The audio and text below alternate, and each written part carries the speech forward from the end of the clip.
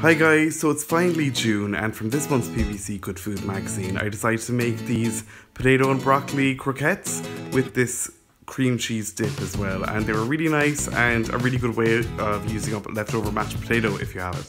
So I started off by making the dip first, and I did that by adding 100 grams roughly of cream cheese to a bowl, followed by roughly 50 grams of natural yogurt.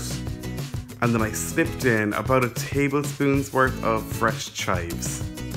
Then I just mixed it all together until it was all really smooth and creamy and everything was incorporated, and I gave it a quick taste for seasoning and adjusted, and then I decanted into a nicer looking bowl. I gave it a quick stir and then snipped another little bit of chives onto the top just for garnish, and then put it into the fridge while I cracked on with the rest of the ingredients. Take 400 grams of potatoes and peel them and then chop them in half before you put them into a saucepan and cover with cold water and bring to the boil and allow to boil for 14 to 16 minutes. While that's going to the boil, prep your broccoli. Do this by cutting off 150 grams of broccoli florets. Then set them aside while you grate your cheese. 40 grams of mature cheddar, preferably Irish, and I'm finely grating it because I think that helps it disperse more evenly through the potato, but you can coarsely grate if you want, it doesn't really matter. Now set that aside while you get on with your breadcrumbs. To do this, take about 60 grams of bread and tear it up into your food processor and just blitz until you get fine breadcrumbs. Actually, these weren't that fine, but they worked really well anyway.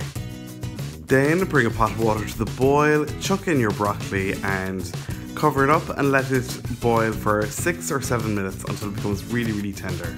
Before they're done though, your potatoes should be cooked. Once they're fork tender, take them off the heat, pass them through a strainer and add them back to your pan so you can give them a good mashing. Then return them to a very low heat to get rid of any last bit of moisture.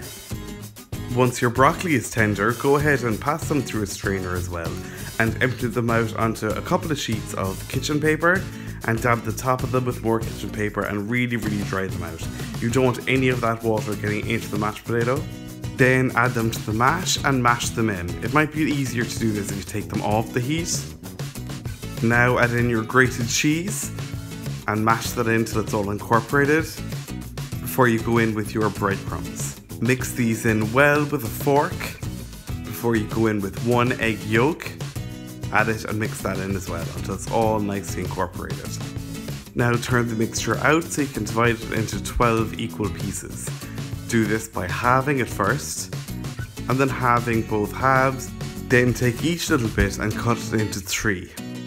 Now take each one of those pieces and roll them between your palms so that you get kind of a sausage shape and lay it back down on the tray.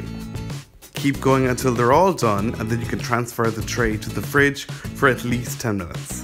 Now set up your dipping station with 3 bowls, one with plain flour, one with beaten egg, and one with 100 grams of sesame seeds. You might also want a clean tray to place the croquettes after they've been dipped. Now dip each croquette in the flour, then the egg, then the sesame seeds, and place on the clean tray. And keep repeating this until you've got a tray full of croquettes.